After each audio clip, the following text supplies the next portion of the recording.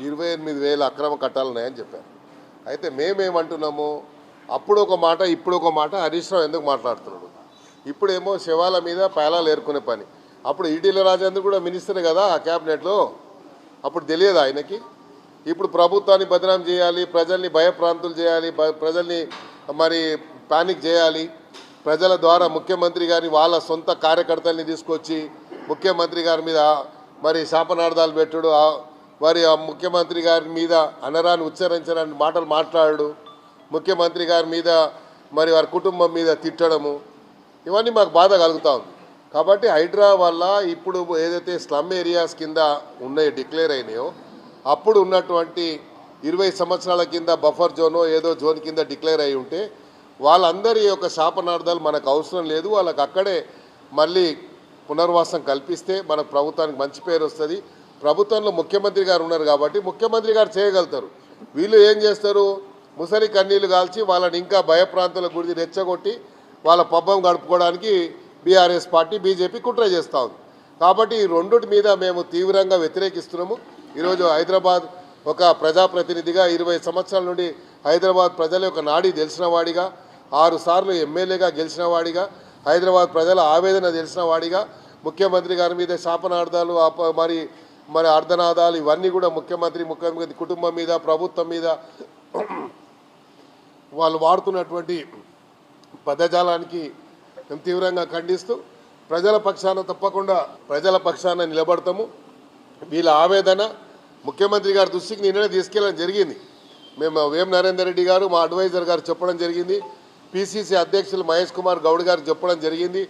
దీనివల్ల ప్రభుత్వానికి మనకు చెడ్డ పేరు వస్తుంది, మనం ముందే అప్రమత్తం కావాల్సిన అవసరం ఉంది.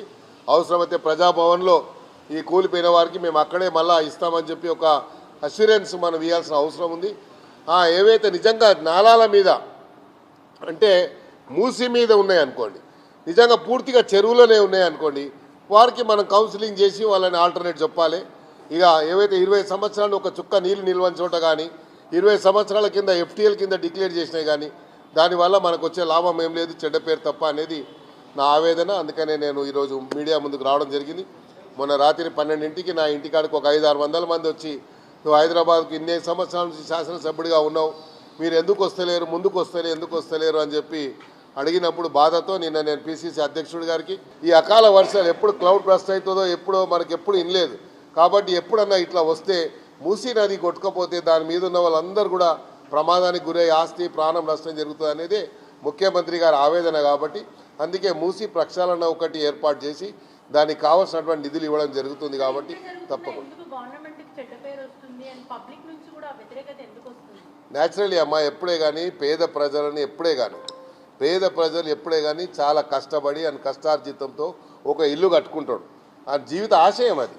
ఆ జీవిత ఆశయానికి తూట్లు పొడిచినప్పుడు ఆవేదన అనేది మరి ఇట్లా పొరలి వచ్చేస్తుంటుంది. ఆవేదన మనం ఆపలేము. కాబట్టి పేద ప్రజలు ఆవేదన వ్యక్తం చేస్తున్నారు. ఆవేదన వల్లనే వాళ్ళు ఉచ్చరించడానికి మాటలన్నీ అంటూ ఉన్నారు. అది ఆవేదన. కాబట్టి ఆవేదన అర్థం చేసుకున్నాం.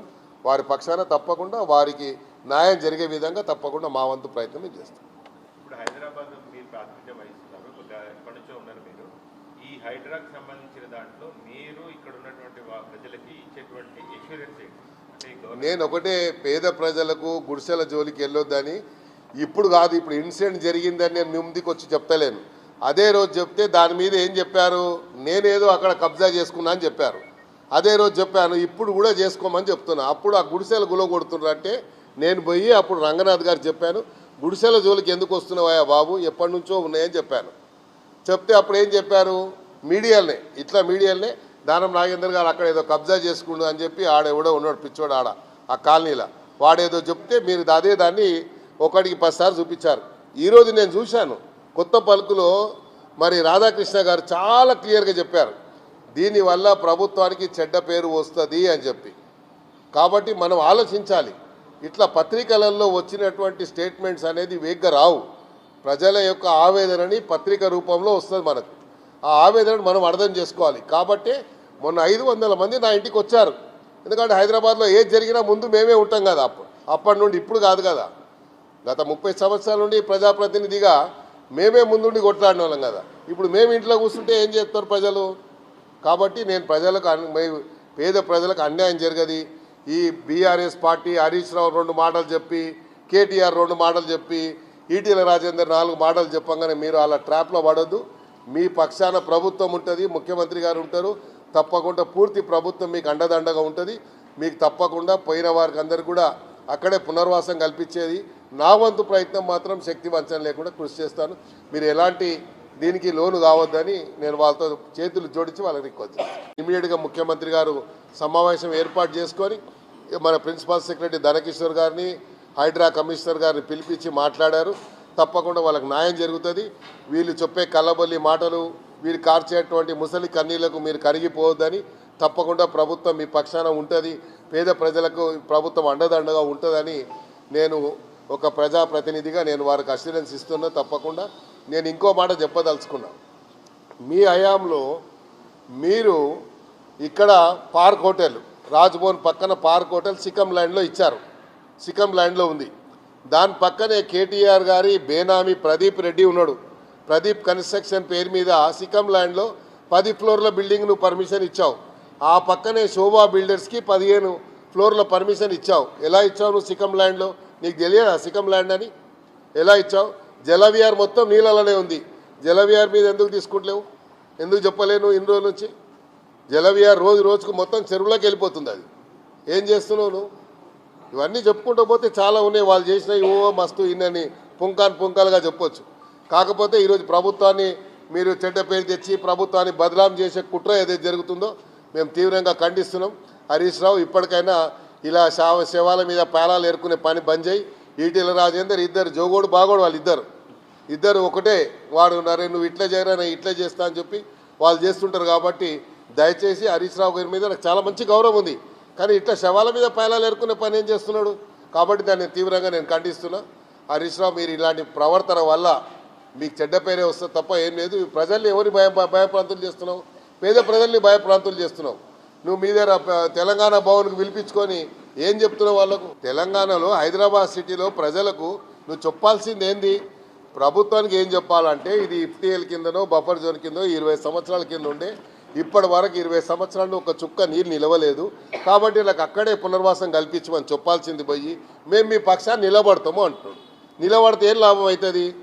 ప్రభుత్వం మొండికి వచ్చి గులగొడితే ప్రభుత్వానికి అడ్డంగా నిలబడతాడా హరీష్ రావు? వచ్చి చేస్తాడా చెప్పండి మీరు? దీనివల్ల లాభం ఈయన ఏం చెప్తాడు? ఈటీల రాజేందర్ ఆయనకైతే అలవాటే, ఏడబోతే అలా కూర్చుంటాడు. ఆయన కూర్చొని ప్రభుత్వాన్ని ఎక్కడ బదలాం అవసరం ఉంటే అలా చేయాలని. నువ్వేదో బీజేపీ అధ్యక్షుడు కావాలనుకుంటే చేసే ప్రయత్నం చేసుకో, కానీ ప్రభుత్వాన్ని బదనాం చేసి బీజేపీ అధ్యక్షుడు కావాలని నువ్వు ప్రయత్నం చేస్తే నిన్ను ఎవరు నమ్ముతాడయా? కాబట్టి ఇవన్నీ వద్దు. కాబట్టి దయచేసి ప్రభుత్వం మీ పక్షాన ఉంటుంది. ప్రజలకు నేను విజ్ఞప్తి చేస్తున్నా, మీరు ఎలాంటి దీనికి కొంతమంది మరి ఆత్మహత్య చేసుకునే ప్రయత్నం చేశారు. మీ పక్షాన మేము కూడా ఉంటాము. ప్రజల పక్షాన ప్రజల దయ వల్ల 6 సార్లు మేము ఎమ్మెల్యేగా గెలిచాము హైదరాబాద్ సిటీలో. ప్రజల పక్షాన ఉన్నాం. కాబట్టి మీ ఆవేదనని మేము ఆల్రెడీ ముఖ్యమంత్రి గారి దృష్టికి తీసుకెళ్ళాం. మేము ప్రయత్నం చేస్తాము. ఎక్కడైతే ఇండ్లు గులగొట్టారో ఆ గుడిసెలు ఏవైతే ఉన్నాయో అక్కడ 20 సంవత్సరాల నుంచి ఎలాంటి మరి నీరు నిల్వ లేదు. కాబట్టి అవన్నీ కూడా అక్కడ మళ్ళీ పునర్వాసం అక్కడే కల్పించడానికి నా వంతు ప్రయత్నంగా నేను నా మానవ ప్రయత్నం తప్పకుండా శక్తి వంచన లేకుండా కృషి చేస్తాను. నేను అదే చెప్పాను. మీరు అధికారంలో ఉన్నప్పుడేమో ఇదే కేటీఆర్ గారు చెప్పారు, కేసీఆర్ గారు చెప్పారు, అందరు చెప్పారు. మీరు కూడా నిర్దాక్షిణ్యంగా గులగొట్టారు. అప్పుడు మీరు కూడా చేశారు. అప్పుడు రేవంత్ రెడ్డి గారు వ్యతిరేకిస్తే మీరు రేవంత్ రెడ్డి గారి మీద అప్పుడు చల్లాల్సిన బురదంతా చల్లారు. మళ్ళీ ఇప్పుడు ఏం చెప్తున్నారు? ఇప్పుడేమో అప్పుడు మీరు చెప్పేది ఒకటి ఉంది, ఇప్పుడు చెప్పేది ఒక తీరు ఉంది. మీ వర్షన్ ఎప్పటికప్పుడు మారుతూ ఉంటుంది. ఊసర్వల్లిలాగా ఎప్పుడప్పుడు మారుతూ ఉంటుంది. కాబట్టి మేము వాళ్ళని ఏం అనదలుచుకోలేదు. హరీష్ రావు అంటే చాలా గౌరవం ఉంది నాకు. తప్పకుండా మీరు మూసీ నది మీద మీరు ఐడెంటిఫై చేసింది 12,000 ఇండ్లు సోషో ఎకనామిక్ సర్వే చేసి మళ్ళీ రేవంత్ రెడ్డి గారు దాని మీద పూర్తిగా స్టడీ రిపోర్ట్ తెప్పించుకొని 12,000 కాదు 16,000 మందిని ఐడెంటిఫై చేశారు.